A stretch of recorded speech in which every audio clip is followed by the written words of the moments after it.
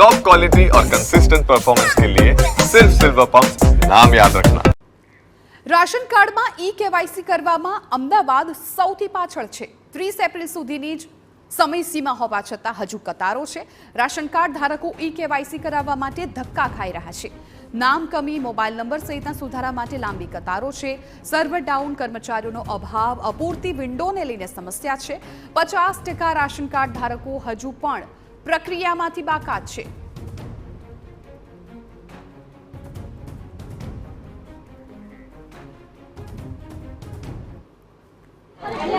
ઈ કેવાયસીની process માટે ration કાર્ડની આ પાલડી સ્થિત જે ઓફિસ છે એ ઓફિસમાં તમે જોઈ રહ્યા છો કે કેટલી મોટી સંખ્યામાં લોકો અહીંયા છે અને છેલ્લા કેટલાય દિવસથી આ જ પ્રકારે અહીંયા જે ભીડ છે ભીડના દ્રશ્યો પણ આપણને જોવા મળી રહ્યા છે અને જે પ્રોસેસ છે પ્રોસેસ પૂરી કરવા માટેની જે છેલ્લી તારીખ છે એ છેલ્લી તારીખ 30 તારીખ છે।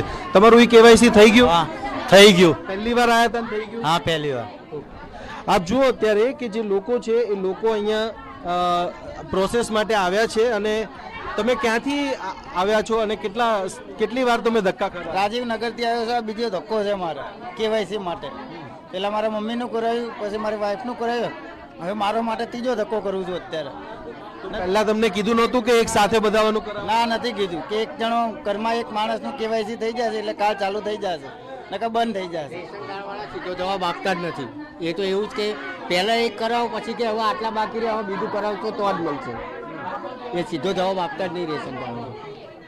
અહીંયા બીજા પણ કેટલાક લોકો છે એમને પણ પૂછવાનો પ્રયાસ કરીશું। તમારું પહેલી વારમાં થઈ ગયું કે તમને વારંવાર ધક્કા ખાવા પડી રહ્યા છે? ના, હું તો ફર્સ્ટ ટાઈમ જ આવી છું અને કે નામ એડ કરવા માટે આવી છું હું અહીંયા રેશન કાર્ડમાં મારું। તો અહીંયા બધું પ્રોપરલી થઈ રહ્યું છે કામ? હવે બસ આ કરું, ખબર પડે પ્રોપરલી થાય છે કે નહીં થતું। જો અત્યારે તમે કે અહીંયા બીજા પણ બેન છે એમને પણ પૂછવાનો પ્રયાસ કરીશું।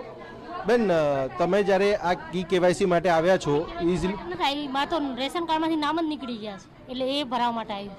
કેવી રીતે નીકળી એ ગયા? ખબર ને, તો ત્યાં રેશન કાર્ડની દુકાને ગયા ને ત્યાં કીધું કે નામ નીકળી ગયા છે, એ કે ચડાઈ આવો ત્યાં જઈને।